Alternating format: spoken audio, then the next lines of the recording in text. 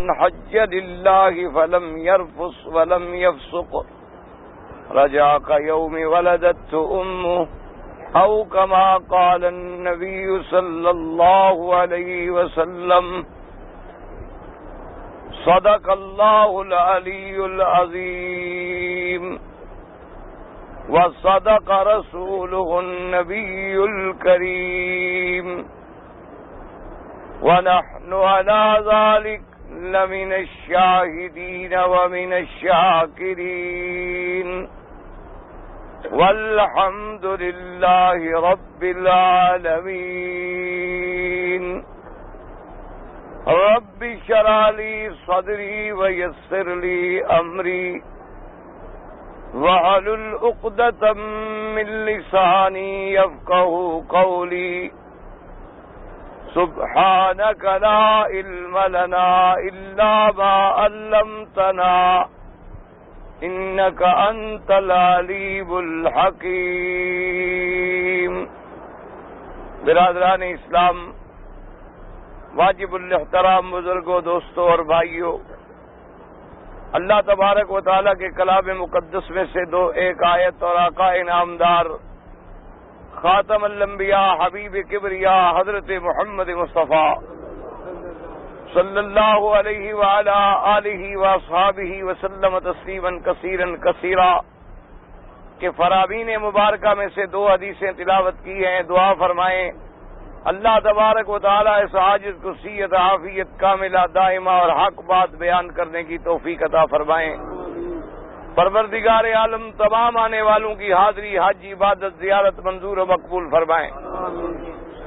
میں نے عرض کیا تھا کہ بھی سوالات کے لیے مناسب یہ ہے، اس طرح آپ کا بھی فائدہ انشاءاللہ ہوگا اور مجھے بھی آرام ہوگا کہ عشاء کے بعد سوال جواب کا مسئلہ جو ہے وہ مستقل عشاء کے بعد، لیکن چٹ بھی آپ عشاء کے بعد بھیجیں تاکہ ہمیں پتہ ہو کہ پوچھنے والا بیٹھا ہے. اگر پوچھنے والا چٹ ابھی دے دے اور چلا جائے تو پھر میں جواب کس کو دوں؟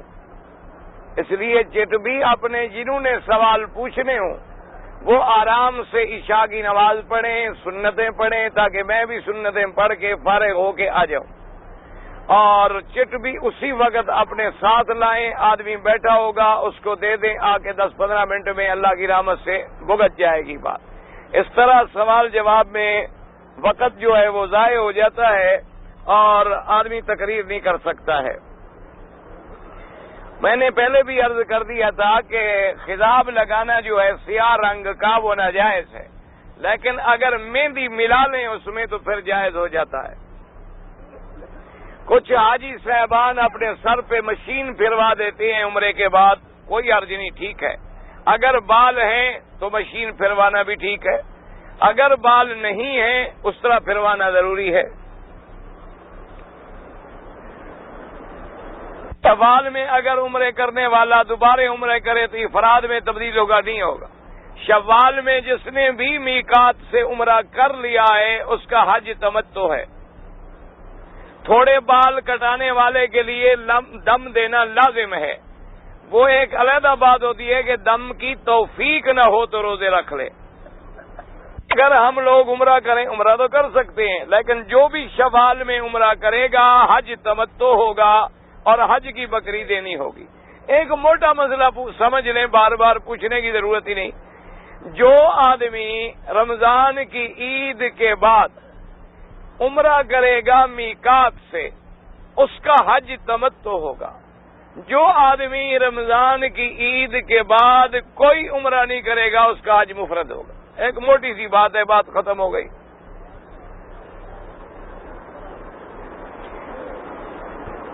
ہم مدینہ شریف جا رہے ہیں اور ہم مکے میں کام کرتے ہیں.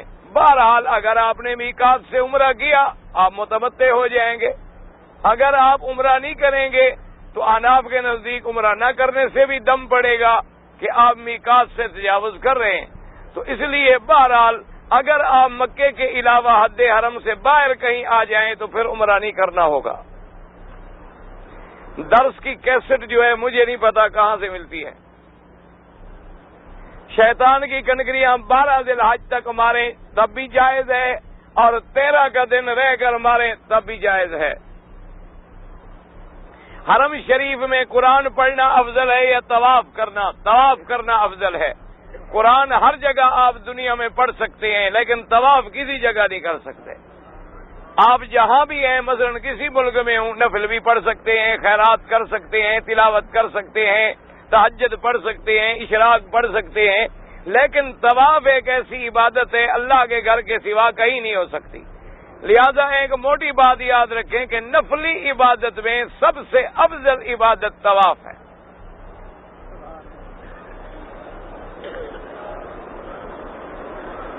میں نے 3 طواف کیے اکٹھے، اس کے بعد میں بیمار ہو گیا، 3 دن کے بعد میں نے ان کی نفل ادا کی ہے، کوئی حرج نہیں، ٹھیک ہو گیا۔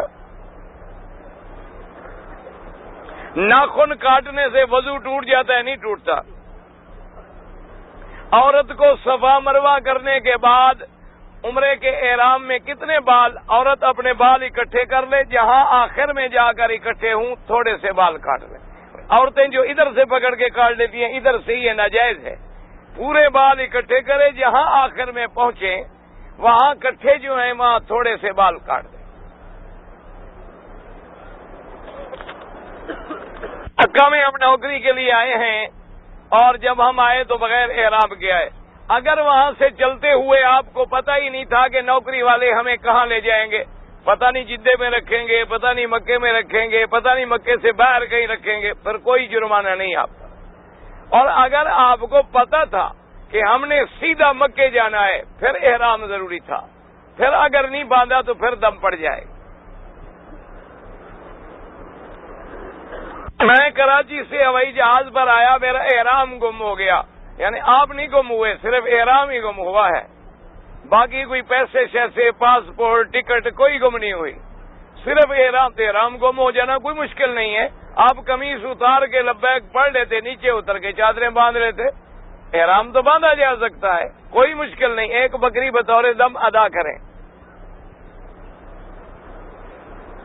اگر ایک عورت حج کا احرام باندھ کر مینا چلی جائے اور پھر اس کے ایام کے دن آ جائیں تو کیا کرے؟ کچھ نہیں، کوئی حرج نہیں، مینا جائے، عرفات جائے، مزدلفہ جائے، کنکری مارے، قربانی کرے، بال کٹائے، صرف نماز اور طواف نہیں کر سکتی جب تک پاک نہ ہو۔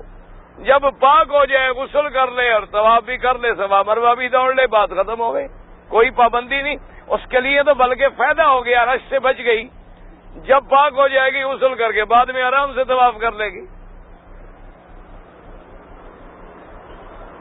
ایک آدمی سے میں نے 1200 ریال ادھار لیا ہے اور کیا واپس جا کر میرے اوپر قربانی واجب ہے؟ میرا حج تمتع، جب حج تمتع ہے تو قربانی یا بکری تمتع کی لازم ہے۔ آپ کے پاس پیسے نہیں ہیں، کوئی حرج نہیں، دین میں آسانی ہے، 3 روزے آپ رکھ لیں حج میں اور 7 روزے گھر جا کے رکھ لیں۔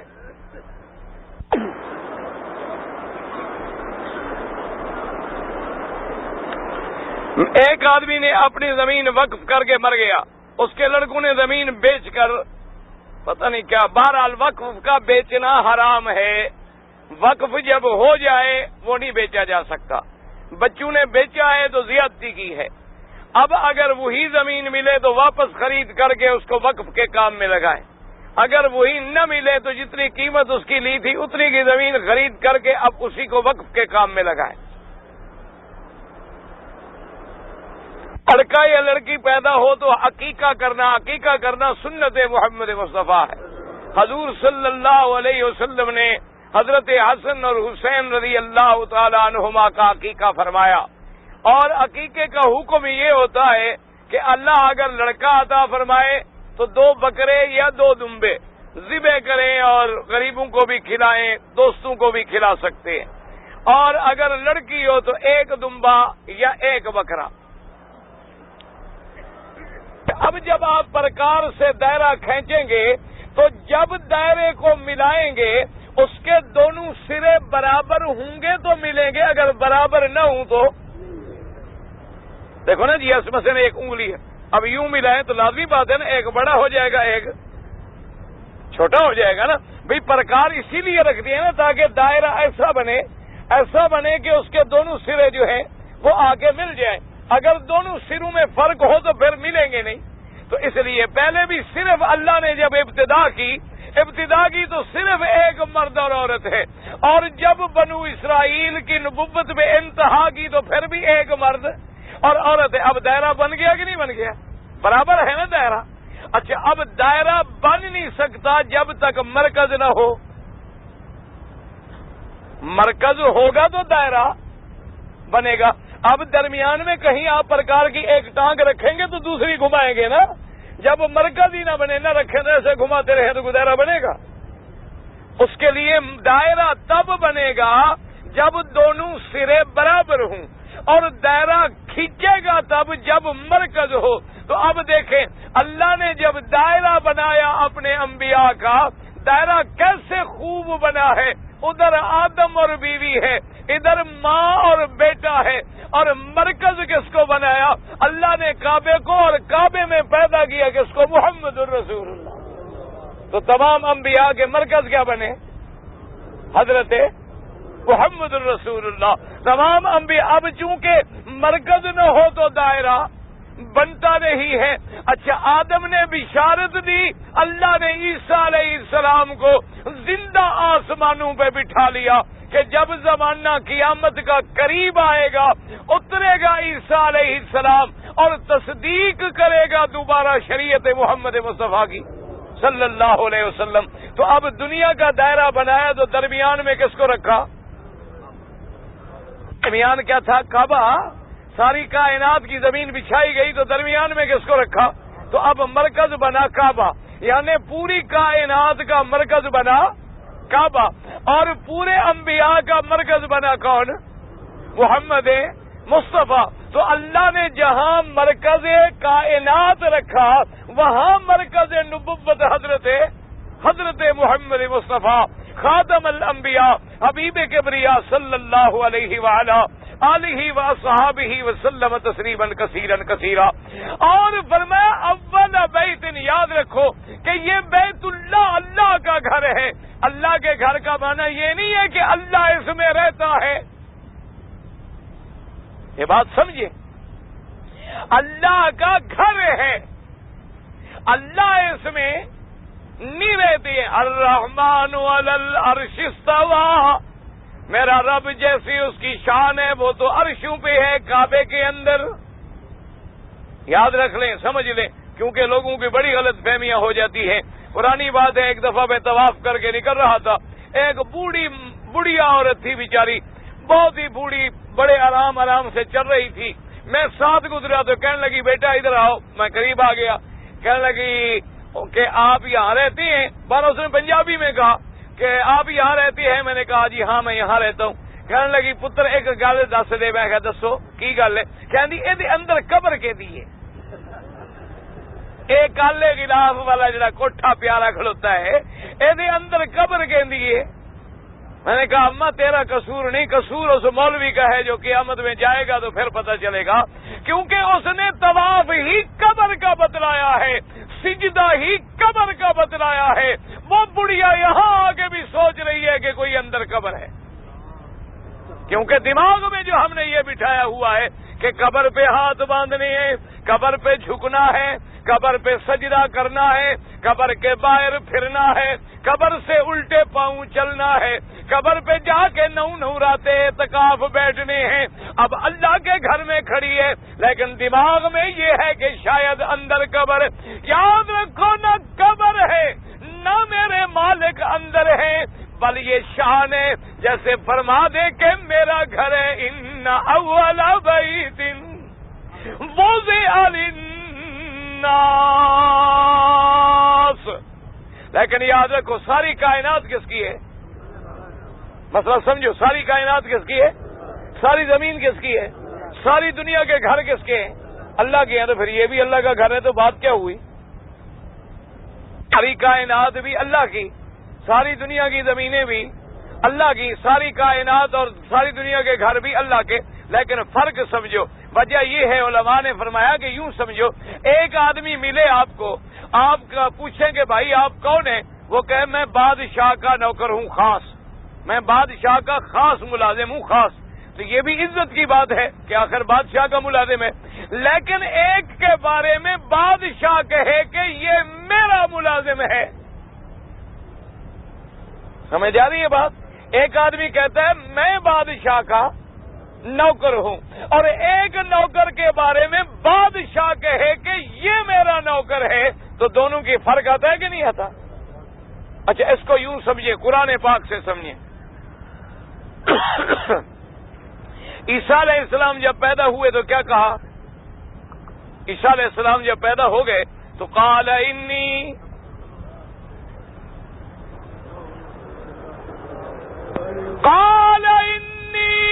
عبد اللہ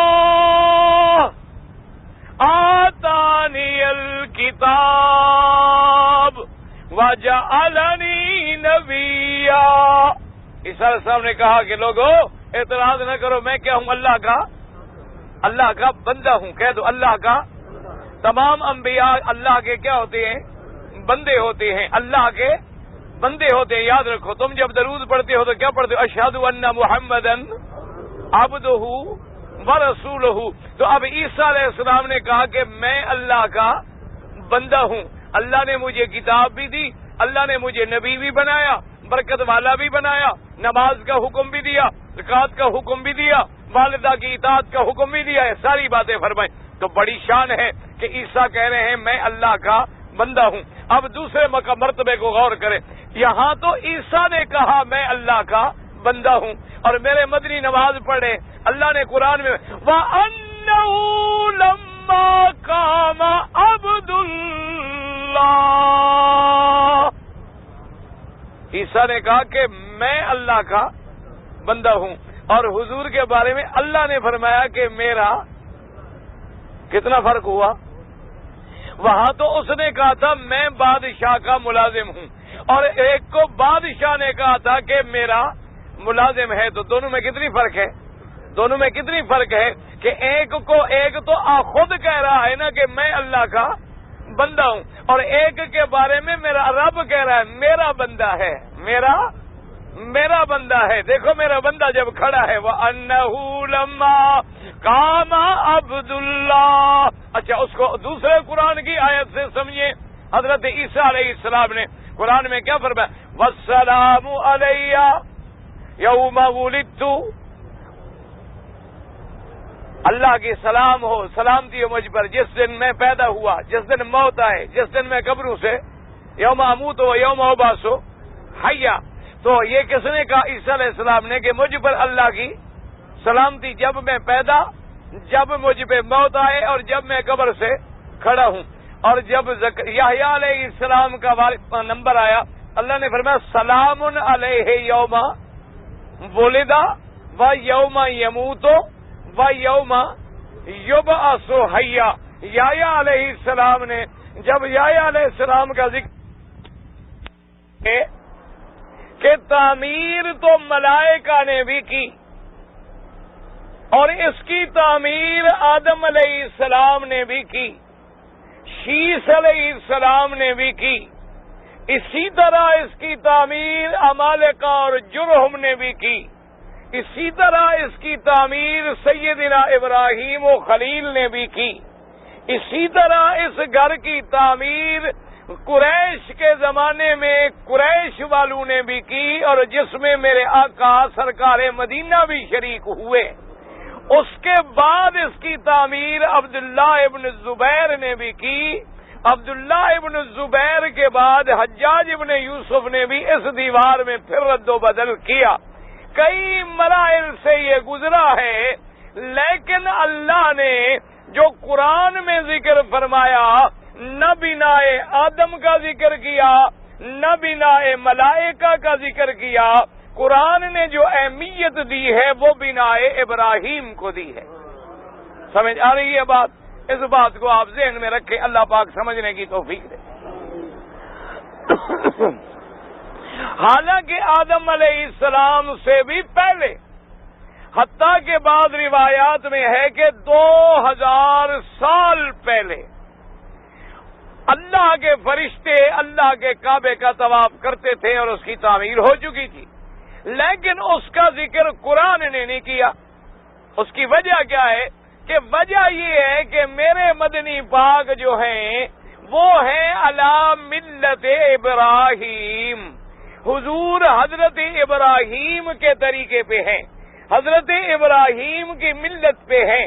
اس لیے اللہ نے ہمارے لیے جو حج کے احکام ہیں، جو حج کے مناسک ہیں، جو حج کے مشاعر ہیں، جو حج کے فرائض ہیں اور جو قربانی کے مسائل ہیں، ان سب کا ذکر کیا ہے تو سیدنا ابراہیم سے کیا ہے. اس سے پہلے کا بھی ذکر نہیں فرمایا، اس سے بعد کا بھی ذکر نہیں فرمایا، تاکہ یہ ہمیں پتہ چل جائے کہ پہلے انبیاء بھی اولاد ابراہیم میں تھے لیکن بنو اسرائیل میں، اور سب سے آخری نبی، سب سے افضل نبی، سب سے اشرف نبی، خاتم الانبیاء حضرت محمد مصطفیٰ، آپ بھی اولاد ابراہیم میں ہیں لیکن ولد اسماعیل میں ہیں. تو اب کعبہ بنا مرکز، تو مرکز میں اللہ نے اپنا گھر بھی رکھا اور مرکز میں اللہ نے اپنا آخری نبی حضرت محمد مصطفیٰ بھی صلی اللہ علیہ وعلی آلہ وسلم. اور اس کی میں نے عرض کیا تھا، اس لیے قرآن ذکر کرتا ہے تو بنا ابراہیم سے کرتا ہے. اب دیکھو شان کعبہ، دیکھو کہ جب کعبے کی اللہ کے ہاں اللہ کے علم میں تو سب کچھ ہے، لیکن حضرت ابراہیم کو بھی اللہ نے بتلایا نہیں، صرف اتنی حکم دے دیا کہ ابراہیم اپنی بیوی کو لے کے، اپنے بچے کو لے کے جاؤ اور ایک جگہ جا کے وہاں جا کے بچہ اور بیوی چھوڑ دو. میرا اللہ وہ کون سی جگہ ہے؟ فرمایا بتانے کی ضرورت ہی نہیں ہے، جبریل تیرے آگے ہوگا اور تمہیں لے کے چلے گا، جس جگہ تمہیں حکم دے وہی اپنے بچوں کو چھوڑ دو. حاضر میرا اللہ. اور ساتھ یہ بھی حکم ہے، خلیل نے عرض کیا اللہ میاں وہ بھی بتلا دیں. فرمایا وہاں بچوں کو چھوڑنا ہے، بولنا بھی نہیں ہے، ان سے آخر وقت میں ملنا بھی نہیں ہے، ان سے الوداع بھی نہیں ہونا، بس چپ کر کے چھوڑ دینا ہے. حاضر. بڑا لمبا قصہ ہے. بہرحال سیدنا ابراہیم علیہ السلام آئے اپنی بیوی کو لے کر اور اپنے بیٹے حضرت اسماعیل علیہ السلام کو لے کر، جہاں یہ آج زمزم کا کنواں ہے اسی جگہ پر ان کو بٹھایا، اور بٹھانے کے بعد جلدی سے اونٹنی پہ سوار ہوئے اور چل پڑے. جب جانے لگے اب بیوی دوڑی پیچھے اور اس نے جناب فریاد کی. اس نے کہا ابراہیم کم از کم ہمیں یہ تو بتا دو کہ اس جنگل میں بے آب ہو گیا وادی میں ہمیں جو چھوڑ کے جا رہے ہو، کوئی ہم سے غلطی ہو گئی ہے، آپ ہم سے ناراض ہیں یا کوئی اللہ کا حکم ہے؟ کوئی ہمیں بات تو بتلائیں. اب جناب ابراہیم علیہ السلام جا رہے ہیں اور بیوی پیچھے دوڑ رہی ہے، بیٹا یہاں اکیلا ہے. اللہ کے پیغمبر کی زبان ہی نہیں کھلتی جب تک اللہ حکم نہ دے، بول نہیں سکتے، بیوی کو بتلا بھی نہیں سکتے کہ جی میں نے کیوں چھوڑا ہے. ہمارے تو عقیدے یہ ہیں نا کہ جی پیر جو ہمارا مضبوط ہو تو بس جنت کے دروازے کھل جائیں گے. پیغمبر کی تو زبان نہیں کھلتی جب تک اللہ نہ کھلوائے. آپ جا رہے ہیں، بیوی دوڑ رہی ہے. اللہ پاک کو رحم آیا، اللہ پاک نے فرمایا خلیل جواب دو بیوی کو، اور بیٹھے بیٹھے جواب دو. تو حضرت ابراہیم علیہ السلام اسی طرح اونٹنی پہ بیٹھے ہیں اور فرمایا بی بی میں کوئی ناراض نہیں، بے حکم رب الجلیل، اللہ کا حکم. میرا رب کریم. اب یہ کعبے بنانے کی تمہید باندھی جا رہی ہے نا کہ پہلے بچے چھوڑو. آج بھی بچے نہ چھوڑو تو کعبہ ملتا ہے بھلا؟ آج بھی بچے تو چھوڑنے پڑتے ہیں نا. پھر اب جب سیدنا ابراہیم نے یہ کہا تو پتہ ہے بیوی نے کیا جواب دیا؟ اس نے کہا حسبنا اللہ و نعم الوکیل.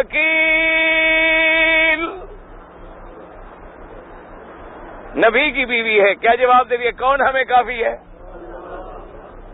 کیا کہا کافی کون ہے؟ اپنے خامد کو کہا کہ میرا خامد نبی ہے, وہی مجھے کافی ہے. نبی کا سہارا پکڑا, حضرت آدم کا سہارا پکڑا, کسی ولی کا سہارا پکڑا یا اللہ کا پکڑا؟ حسبنا اللہ و نعم الوکیل. کہا ابراہیم جاؤ, اذا لا یضیعنا, تم جاؤ, اب ہمیں تمہارا کوئی فکر نہیں. اگر رب کا حکم ہے خلیل راضی ہے تو خلیل کا خاندان بھی راضی ہے. تو بیوی واپس آئی. حضرت ابراہیم علیہ السلام جب علیحدہ ہوئے, آگے جا کے پہاڑ ہیں, جنگل ہیں, بے آباد جگہ ہے, کھڑے ہو گئے اور دعا کی, ربنا انی اسکنت من ذریتی بواد غیر ذی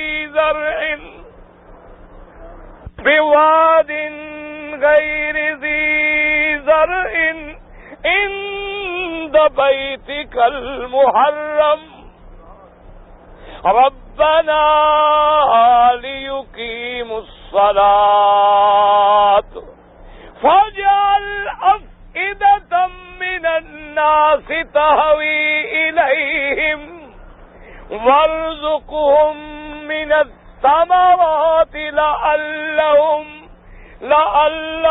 یشکرون. سیدنا ابراہیم کھڑے ہیں, ہاتھ پھیلائے ہوئے ہیں, بچے چھوڑے ہوئے ہیں, دل میں فراق ہے, بچوں کی جدائی کا اثر ہے, بیوی کی جدائی کا اثر ہے, ہاتھ پھیلا کے مانگ رہے ہیں اور زبان پہ کیا آتا ہے؟ ربنا ربنا. یہ نہیں کہا میرے اللہ تجھے آدم کا واسطہ, تجھے نبیوں کا واسطہ, تجھے تیرے گھر کا واسطہ. یہ نہیں کہا ابا آدم مشکل میں میری مدد فرما, یہ نہیں کہا انبیاء میری مدد کرو. جس کے بیٹے بھی نبی ہیں, جس کے خاندان میں نبوت ہے, اسحاق بھی نبی, یعقوب بھی نبی, یعقوب کے بیٹے یوسف بھی نبی, سارا خاندان نبوت ہے. نہ نبیوں سے مانگا, نہ جبریل سے مانگا, تو کس سے مانگا؟ کیا کہا؟ کیا دعا میں کیا کہا؟ سارے ایک دفعہ کہہ دو, کوئی حرج تو نہیں ہے. ہاں جی, اچھا, رکن یمانی اور حجر اسود کے درمیان تم کیا پڑھتے ہو؟ ہاں جی, کیا پڑھتے ہو؟ ربنا. تو کعبے میں مانگتے ہو ربنا, اور اپنے ملک میں علی مشکل کشا, جانے پیر حاجت روا, یا پیرانے پیر یا دستگیر مدد فرما. اللہ فرماتے شرم کرو, میرے نبی مجھ سے مانگے, محمد مجھ سے مانگے. 1,24,000 نبی مجھ سے مانگے, ملائکہ مجھ سے مانگے, فرشتے مجھ سے مانگے.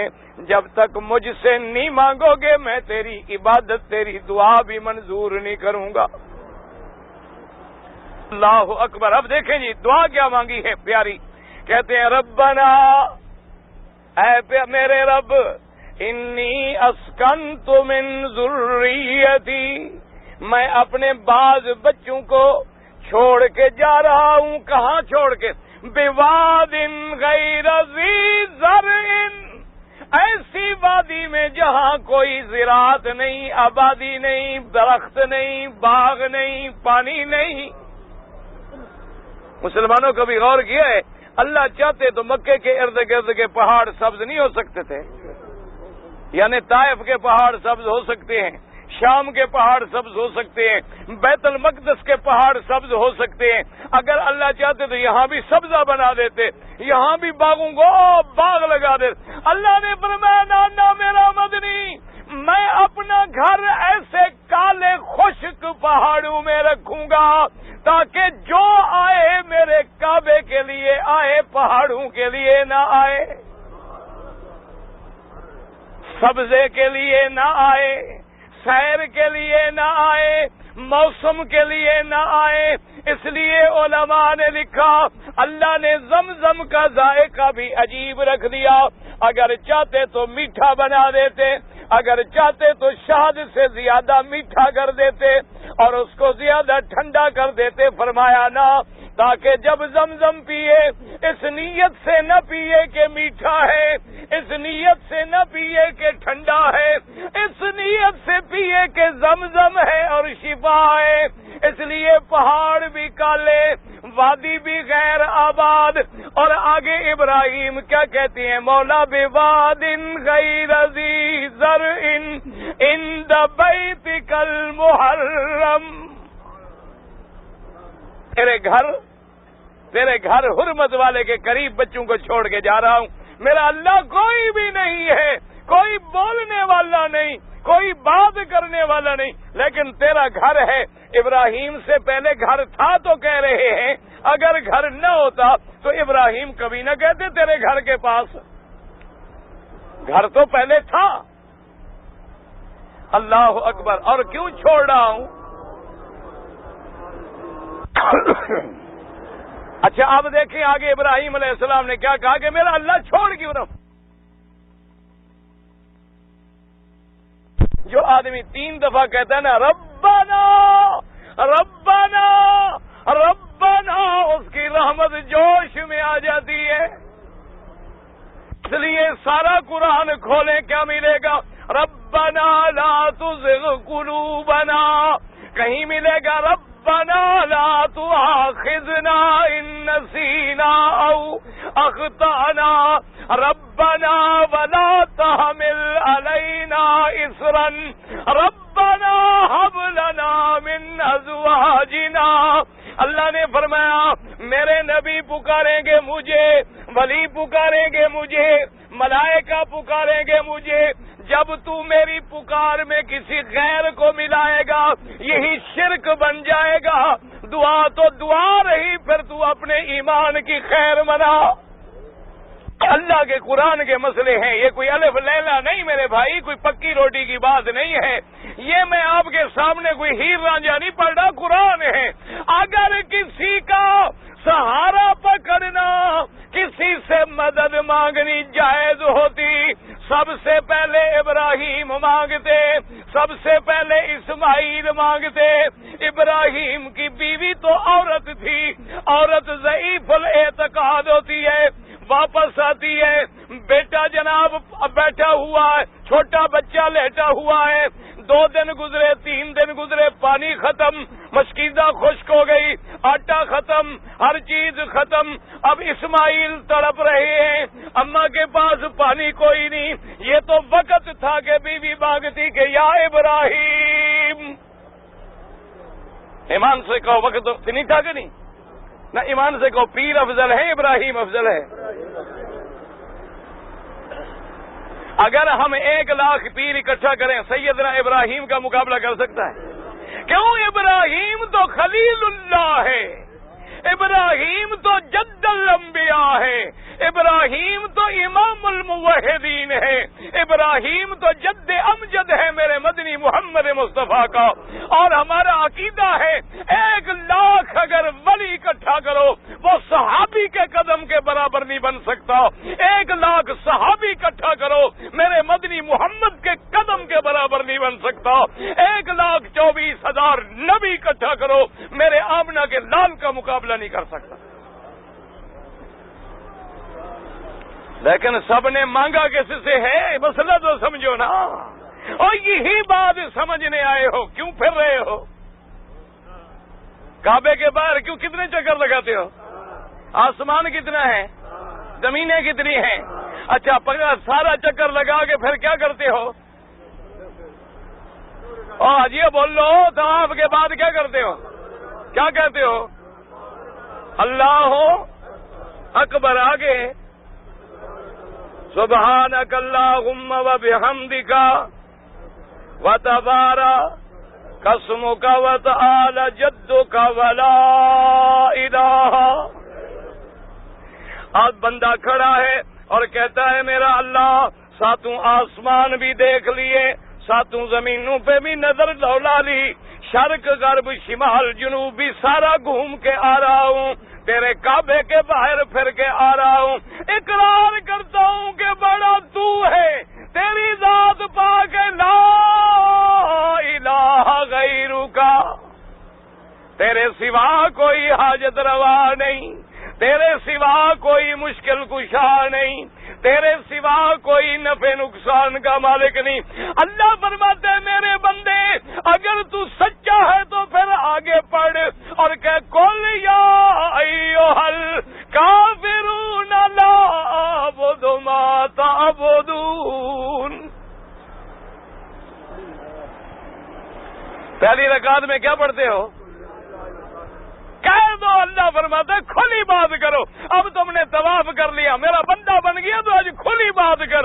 یہ دل میں یقین عقیدے نہ بناؤ کہ کعبے کا بھی طواف ہے، قبر کا بھی طواف ہے، کعبے کا بھی سجدہ ہے، قبر کا بھی سجدہ ہے، اللہ سے بھی مانگتا ہے، غوث اعظم سے بھی مانگتا ہے، اللہ کا بھی نعرہ ہے، رسول کا بھی نعرہ ہے، پیر کا بھی نعرہ ہے۔ اللہ فرماتے ہیں نہ کھل کے بات کرو، لا اعبدو ما تعبدون ولا انتم عابدون ما اعبد۔ اللہ فرماتا ہے مشرک نہ بنو، ڈھل میں یقین نہ بنو، اب میرے گھر آ گئے ہو، میرے بندے بنو۔ دعا کرو اللہ ہم سب کو اپنا بندہ بنائے، اللہ ہم سب مسلمانوں کو توحید کا سپاہی بنا دے۔ میرا اللہ تیرے حاجی ہیں، تیرے دربار میں آئے ہیں، ہم گندے ہیں، گناہگار ہیں، ذلیل ہیں، خوار ہیں، تیرے مدنی کی امت ہیں، تیرے گھر میں آ گئے ہیں، جب واپس جائیں تیرے توحید کے سپاہی بنے۔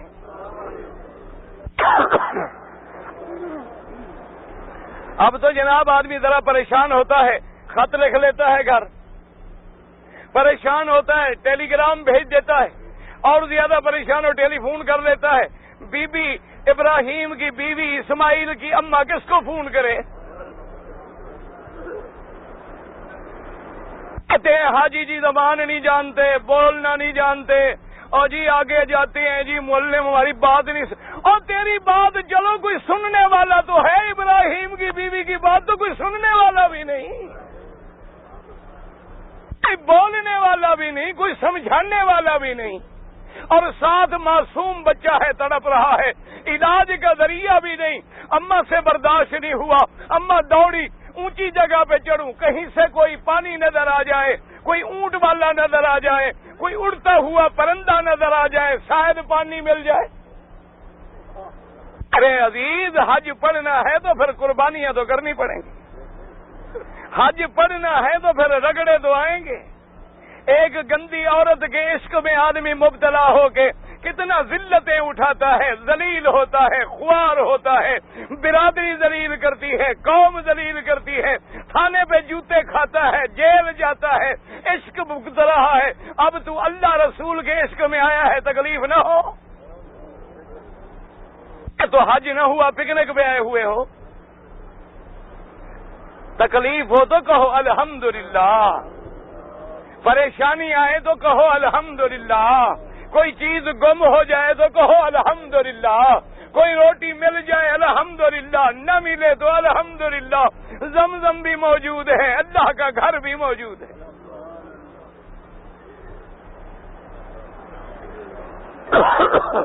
سارے حضرات ایک دفعہ درود شریف پڑھ لیں، اور جنہوں نے درود شریف پڑھا ہے وہ بیٹھ جائیں، جنہوں نے درود شریف پڑھا ہو صرف وہی بیٹھ جائیں، نہ پڑھا ہو ان سے تو جھگڑا ہی نہیں ہے نا بھائی۔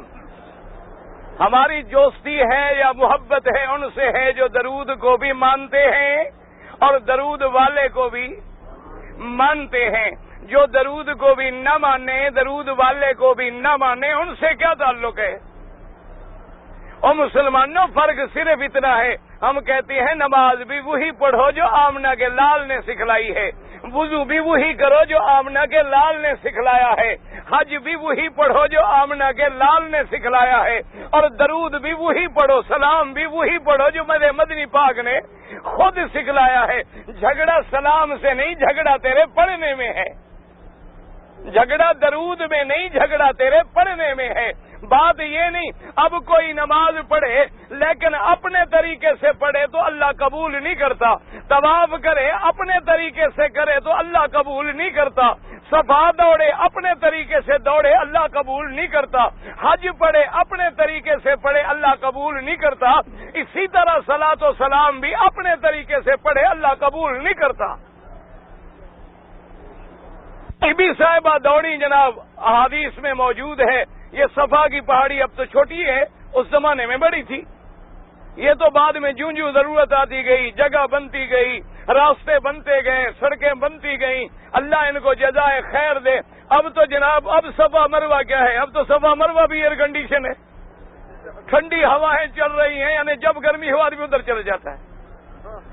صفا مروہ تو اس زمانے میں تھی جب ام اسماعیل دوڑی تھی، صفا مروہ تو اس زمانے میں تھی جب آمنہ کا لال محمد مدنی دوڑے تھے، صفا مروہ تو اس زمانے میں تھی جب صحابہ اور اہل بیت دوڑے تھے، اب تو صفا مروہ جنت کا ایک ٹکڑا بنا ہوا ہے۔ صفا پہ چڑھی بیوی، کچھ نظر نہیں آیا، پھر بیوی صفا سے اتری اور مروہ پہ پہنچی، پھر دیکھا پھر بھی کچھ نظر نہیں آیا۔ یہ درمیان میں جو بتی لگی ہوئی نا، اس کی وجہ یہ ہے کہ صفا کا علاقہ بھی اونچا تھا، وہاں بیوی جب کھڑی ہوتی تو بچے پر نظر رکھتی کہ میرے بچہ کس حال میں ہے، اور مروہ پہ چڑھتی تو نظر رکھتی، لیکن یہ درمیان میں جگہ تھی نیچے، جب وہاں پہنچتی تو اسماعیل نظر نہ آتے۔ اچھا یہ زمزم کا کنواں کہاں ہے، دیکھا ہوا ہے کہاں ہے؟ کعبہ شریف حجر اسود کے مقام ابراہیم کے سامنے، یوں سمجھ لو۔ اور صفا کہاں ہے؟ کتنا درمیان میں فاصلہ ہوگا؟ 2-4 میل ہے؟ کتنا ہے؟ 1 میل، 1 میل بھی نہیں، آدھا میل، اتنا بھی نہیں، تقریباً 1/2 قلعہ، اتنا ہی ہوگا۔ اسماعیل علیہ السلام نبی ہے کہ نہیں؟ اگر نبی ہر جگہ موجود ہے پھر بیوی دوڑ کیوں لگا رہی ہے؟ ہاں زمزم والا نبی صفا مروہ میں بھی نظر نہیں آ رہا، تم کہتے ہو ہمیں اپنے ملک میں آ جاتا ہے۔ مسئلہ سمجھ آیا؟ آ گیا؟ کہہ دو الحمدللہ، اگر آ گیا تو کہہ دو الحمدللہ کہ ہر جگہ موجود اگر ہو تو پھر دوڑ کی ضرورت نہ ہوتی، ہر جگہ موجود ہو تو ابراہیم کو چھوڑنے کی ضرورت نہ ہوتی۔ وہ تو کہہ رہے عند بیتک المحرم، اور خلیل بھی ہر جگہ موجود ہو تو پھر بیوی کو بھی دوڑنے کی ضرورت نہ ہوتی۔ ابراہیم کو کہتی بیٹا پیاس میں تڑپ رہا ہے، بیوی دوڑی، نیچے دوڑی، پھر صفا پہ، پھر مروہ پہ، پھر صفا پہ۔ اللہ نے فرمایا کہ ام اسماعیل یہ تیرا دوڑنا مجھے عرش سے منظور ہو گیا، پسند آ گیا، قیامت تک نبی دوڑیں گے، ولی دوڑیں گے، تیری سنت کو قیامت تک ہم زندہ کر دیں۔ بی بی صاحبہ دوڑ رہی ہے، حدیثوں میں آتا ہے کہ بی بی دوڑ رہی تھی تو آواز آئی کان میں کہ ام اسماعیل دوڑو نہیں، پریشان نہ ہو، گھبرانے کی ضرورت نہیں، جاؤ تمہارا انتظام ہو گیا ہے۔ ہاں جب حق والے آتے ہیں تو پھر آوازیں بھی اللہ قادر ہیں۔ ہاں پھر آوازیں پہلے آتی ہیں، حضرت عمر سے نہیں سنا رضی اللہ تعالیٰ عنہ، صحیح روایات میں موجود ہے، حضرت عمر رضی اللہ تعالیٰ عنہ ایک دن بیٹھے تھے، ایک آدمی گزر رہا تھا، آپ نے فرمایا کہ بھائی میرا خیال یہ کہتا ہے کہ یہ جو بندہ جا رہا ہے یہ ضرور کاہن ہے، جادوگر ہے، منجم ہے، نجومی ہے، جادوگر آدمی ہے، میرا خیال کہتا ہے ذرا بلاؤ اس بندے کو۔ بندہ آ گیا، آپ نے دیکھا، اس نے کہا حضور اب تو میں مسلمان ہوں، آپ کی بات ٹھیک ہے، میں کبھی جب کافر تھا جادوگر تھا، میں زمانے جاہلیت میں، آپ ٹھیک کہتے ہیں، میں بڑا کائن تھا۔ آپ نے فرمایا کہ اچھا کوئی ایسی بات بتلا دو کہ کوئی تم نے جب سنی ہو، میں کہا حضور پرانے زمانے کی باتیں ہیں، اس وقت جب ہم کفر کی باتیں کرتے تھے، کہانت کرتے تھے تو جنات کے ساتھ ہمارا رابطہ ہوتا تھا۔ ایک دن ایک جن نے مجھے آگے بتلایا کہ بھائی اب ہمارا دور ختم ہو گیا ہے، اب ہم جنگلوں میں رہیں گے، اب ہم شہر میں نہیں آ سکتے؟ کہتا ہے میں حیران ہو گیا، کیا ہو گیا ابھی تمہیں؟ اس نے کہا پتہ کوئی نہیں ابھی ہمیں۔ حضرت عمر نے فرمایا سنو میں تمہیں سناتا ہوں۔ فرمایا کفر کا زمانہ ہے، جاہلیت کا زمانہ ہے، اور میں اللہ کے کعبے کے قریب ایسی جگہ لیٹا ہوا ہوں جہاں ہم سب کے مشرکین کے بت رکھے ہوئے تھے، کیونکہ مکے کے اندر حضور کے زمانے میں اور اسلام سے پہلے اور فتح مکہ سے پہلے کعبے کو انہوں نے اندر بھی بتوں سے بھرا ہوا تھا، باہر بھی بتوں سے بھرا ہوا تھا، صفا پہ بھی بت تھے اور مروہ پہ بھی بت تھے۔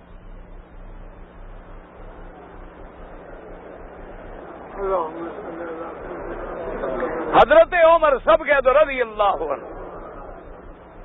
جب صحابی کا نام آئے تو کیا کہنا ہے، اور جب اللہ کے ولی کا نام آئے رحمت اللہ علیہ، اور نبی کا نام آئے علیہ السلام، اور میرے آقا سرکار مدینہ کا نام آئے تو اللہم صلی علی، اگر پورا درود نہ پڑھ سکو تو صلی اللہ علیہ وسلم، تاکہ لفظ صلی بھی آ جائے اور سلم بھی آ جائے۔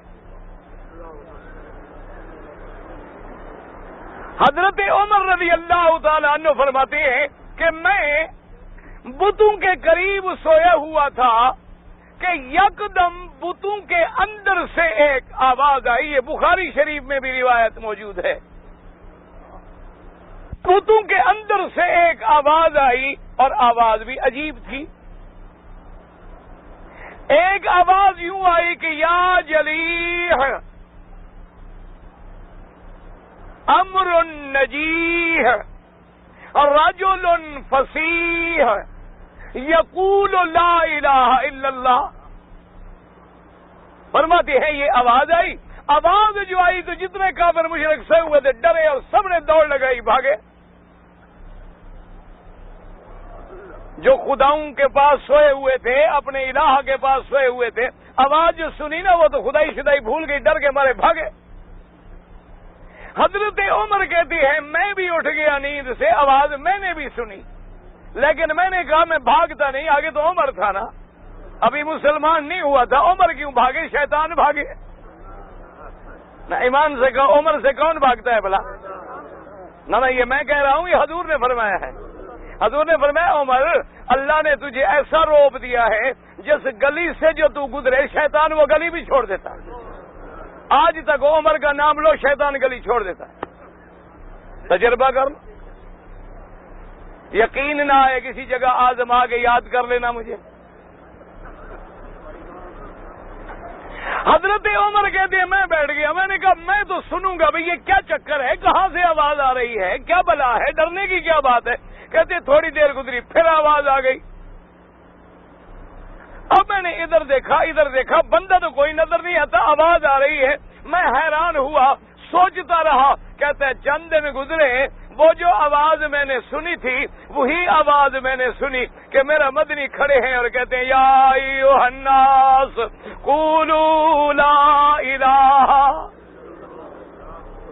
الا اللہ۔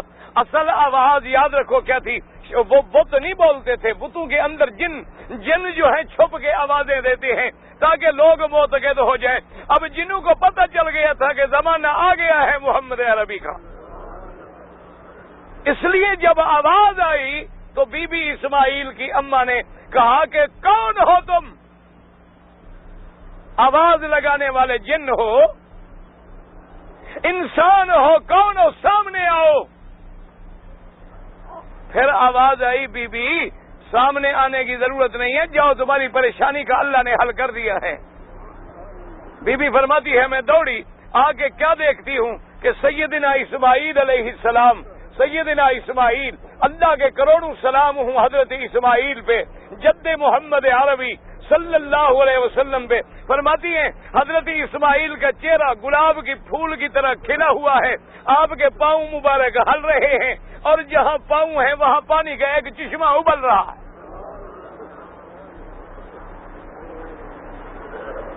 اس لیے حدیثوں میں آتا ہے اللہ نے حکم دیا جبرائیل ہمیں اسماعیل کا تڑپنا، اسماعیل کی اماں کا دوڑنا، ان کا پریشان ہونا جو ہے ہم نے منظور کر لیا ہے۔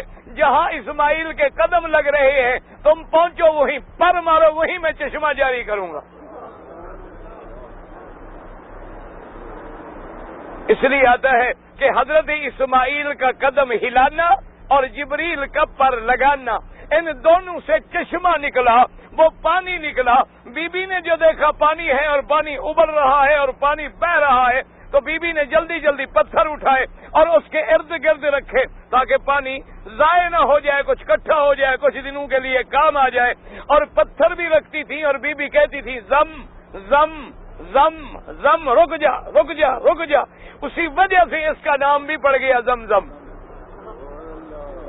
اصل زمزم کو زمزم کیوں کہتے ہیں کہ بی بی جب پتھر رکھ رہی تھی تو کہہ رہی تھی زم زم زم، ٹھہر جا ٹھہر جا ٹھہر جا، بہ نہ جائے پانی۔ اور پانی وہی اکٹھا ہو گیا، پانی نکل آیا۔ اللہ تبارک و تعالی نے حضرت اسماعیل کے لیے پانی بھی ایسا عطا فرمایا جو غذا بھی ہے، جو دوا بھی ہے، جو شفا بھی ہے، جو ہر دعا کے منظوری کا ذریعہ بھی ہے۔ میرے مدنی نے فرمایا شفا و سکومن، طعام و تومن و شفا و سکومن، کہ یہ کعبہ ایسے برکت والا ہے۔ اللہ نے فرمایا تھا نا برکت والا گھر ہے اور اس میں نشانیاں ہیں، تو ایک زمزم بھی آ گیا۔ تو اب دیکھیں سیدنا ابراہیم نے دعا کیا مانگی تھی کہ ربنا لیقیموا الصلاۃ، میرا اللہ بچوں کو چھوڑ کے جا رہا ہوں، گھر جو تیرا ساتھ ہے، جب گھر ہے تو گھر کی آبادی تو ہوگی، میرا اللہ ان کو نماز قائم کرنے والا بنانا۔ فَاجْعَلْ أَفْئِدَةً مِّنَ النَّاسِ تَهْوِي إِلَيْهِمْ، اور میرا اللہ لوگوں کے دلوں کو ان کی طرف پھیر دینا، لوگوں کے دلوں کو کعبے کی طرف پھیر دینا، تاکہ جب دل پھریں گے لوگ آئیں گے، آبادی ہوگی تو میرے بچے بھی ذرا آرام سے، میرے بچے بھی ذرا آرام سے رہیں گے۔ تَهْوِي إِلَيْهِمْ افئدہ، دلوں کو پھیرنا، یہ نہیں کہا کہ منہ پھیر دینا، یہ نہیں کہا بدن پھیر دینا، فرمایا دلوں کو پھیر دینا۔ اور ایسی دعا منظور ہوئی، امیر ہے غریب ہے، عالم ہے جاہل ہے، گورا ہے کالا ہے، جہاں بیٹھا کہتا ہے ربا میرا اللہ میں مسکین ہوں لیکن مجھے کعبے پہنچا۔ دل پھرے ہوئے کہ نہیں؟ آگے دعا کیا مانگی؟ فرمایا وَارْزُقْهُم مِّنَ الثَّمَرَاتِ، اور میرا اللہ ان کو پھل دینا، رزق دینا، پھلوں سے دینا، رزق دینا اور دینا بھی پھلوں سے۔ کیا مطلب؟ پھل آدمی اس وقت کھاتا ہے جب سارے کھانے وانے کھا لیتا ہے، پھل تو تب کھائے گا نا۔ اب جو آپ پھل کھاتے ہیں، پہلے کھانا کھائیں گے، آپ پلاؤ کھائیں گے، زردہ کھائیں گے، گوشت کھائیں گے، میٹھے کی ڈشیں کھائیں گے، سب کچھ ختم ہو جائے گا، کہیں گے جی اب فروٹ لے آؤ۔ تو فروٹ آدمی لذت کے لیے کھاتا ہے، پیٹ بھرنے کے لیے۔ اسی میں اشارہ کر دیا اللہ میاں رزق تو سارا دینا، پھر پھل بھی دینا۔ ان خشک پہاڑوں میں پھلوں کا ملنا پھر خاص اللہ کی عنایت تھی۔ اور کیوں دینا؟ لعلہم یشکرون، میرا اللہ تاکہ میری اولاد تیرا شکر کر سکے، تیرے شکر گزار بن سکے۔ اللہ اکبر، حضرت ابراہیم کی دعا ہے، دعا کرو اللہ ہمیں بھی مانگنے کی توفیق دے۔ اچھا یہاں ربنا کتنے دفعہ آ گیا؟ اس آیت میں ربنا کتنے دفعہ ہے؟ 2 دفعہ۔ پہلے کیا تھا؟ ربنا انی اسکنت، دوسرا کیا تھا؟ ربنا لیقیموا الصلاۃ، 2 دفعہ آ گیا۔ اب سنیں تیسرا کیا ہے؟ ربنا انک تعلم ما نخفی وما نعلن، کہا تھا نا کہ 3 دفعہ ربنا کہو تو پھر اللہ کی رحمت۔ اس لیے یاد رکھو حضور بھی جب دعا مانگتے تھے 3 دفعہ مانگتے تھے۔ جب دعا مانگیں تو اسی دعا کو 3 دفعہ کہیں، کیونکہ حضور کی سنت مبارک یہ ہے کہ آپ جب دعا مانگتے 3 دفعہ دعا مانگتے، آپ کوئی کلام فرماتے 3 دفعہ کلام فرماتے، تاکہ اعلیٰ ذہن والا بھی سمجھ لے، درمیانے عقل والا بھی سمجھ لے، اور بالکل جو ادنا عقل والا ہے وہ بھی سمجھ لے۔ تو دعا میں بھی اصول ہے کہ درود شریف پڑھیں، دل لگا ہوا ہو، توجہ دل سب اللہ کی طرف ہو، آنسو بہ رہے ہوں، بدن کانپ رہا ہو اور زبان پہ دعا ہو، پھر منظوری آتی ہے۔ کہ قرآن خود بتلاتا ہے نا دعا، وَإِذَا سَمِعُوا مَا أُنزِلَ إِلَى الرَّسُولِ تَرَىٰ أَعْيُنُهُمْ تَفِيضُ مِنَ الدَّمْعِ۔ اللہ فرماتا ہے جب میرا مدنی تیرے مومن بندے صحابہ قرآن سنتے ہیں جو ہم نے رسول پہ اتارا، تو کیا ہوتا ہے؟ ان کی آنکھوں سے آنسو، ان کی آنکھوں سے آنسو بہ نکلتی ہیں، اور وہ کیوں بہتی ہیں؟ مما عرفوا من الحق، کیونکہ وہ حق کو پہچان گئے، جان گئے، اور پھر کہتے کہ یقولون ربنا۔ دعا تب منظور ہوتی ہے میرے عزیز کہ آنسو بہ رہے ہوں، اور میرے آقا سرکار نے فرمایا ہے اِلَّمْ تَبْكُوا فَتَبَاكُوا، فرمایا اگر رونا نہ آئے تو کم از کم رونے والوں کی شکل تو بنا لو۔ دعا عاجزی کا نام ہے۔ ربنا انک تعلم ما نخفی وما نعلن، اے ہمارے رب انکا پکی بات ہے آپ جانتے ہیں جو ہم چھپاتے ہیں یا جو ہم ظاہر کرتے ہیں۔ اس وقت جو میں مانگ رہا ہوں تجھ کو پتا ہے میرا اللہ، ابراہیم کے دلوں کے بھید جاننے والا اللہ۔ اللہ نے فرمایا ابراہیم ہم نے تیری دعائیں سن لی ہیں، ہم نے تیری دعائیں ساری کی ساری منظور کر لی ہیں، ذرا وقت آنے دو۔ جس گھر کے قریب ہم نے تیرے بچوں کو جنگلوں میں بٹھایا ہے، وجہ یہ ہے کہ ایک شان والا گھر بننا ہے، تو اس کے بنانے کے لیے بھی شان والے مزدور کی ضرورت ہے، شان والے معمار کی ضرورت ہے، شان والے مستری کی ضرورت ہے۔ ہم اپنے گھر کے بنانے کے لیے انتظامات فرما رہے ہیں۔ اسماعیل کا ڈیرا لگ گیا، جرہم کا ڈیرا لگ گیا، امالکا کا ڈیرا لگ گیا، مدت گزر گئی، سیدنا ابراہیم الخلیل تشریف لے آئے، بڑی لمبی چوڑی بات ہے۔ جب آخری دفعہ میں آئے تو حضرت اسماعیل کو بلایا اور کہا بیٹے، حضرت اسماعیل نے کہا جی ابا جان، فرمایا اللہ نے حکم دیا ہے یہاں اللہ کا کعبہ بنانا ہے۔ حضرت اسماعیل نے کہا ابا جی میں تو حاضر ہوں، لیکن ہم کعبہ جو بنائیں تو کہاں بنائیں؟ یہاں تو ایک ٹیلا سا پڑا ہے، اللہ کا کعبہ تو یہی تھا، لیکن کوئی علامت نہیں، نشانی نہیں، ہمیں پتہ نہیں کتنی لمبا بنائیں، کتنی چوڑا بنائیں، کتنی اونچا بنائیں، اور کہاں کہاں بنیاد رکھیں۔ حضرت ابراہیم نے کہا بیٹے جب اللہ نے حکم دیا ہے تو انتظام بھی اللہ کریں گے۔ اللہ نے حکم دیا جبرائیل بادل کی ٹکڑی کھڑی کر دو، ہوا حکم دیا چل پڑو، ساری مٹی صاف کر دو، بادل آس پہ سایہ کر لو۔ فرمایا ابراہیم جہاں سایہ کھڑا ہے مٹی اڑ گئی ہے، نیچے دیکھو یہی تمہیں تیرے ابا آدم کی بنیاد ملے گی، اسی بنیادوں پہ پھر میرا کعبہ بناؤ۔ اب بعض علماء نے لکھا ہے کہ کعبۃ اللہ جو ہے وہ 5 پہاڑوں سے بنایا گیا۔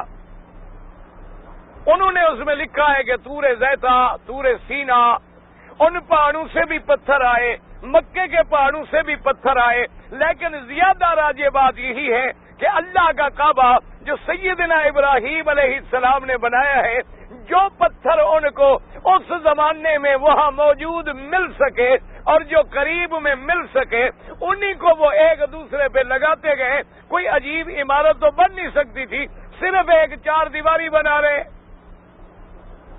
اب جناب پتھر لگاتے گئے، پتھروں کی دیوار اونچی ہو گئی۔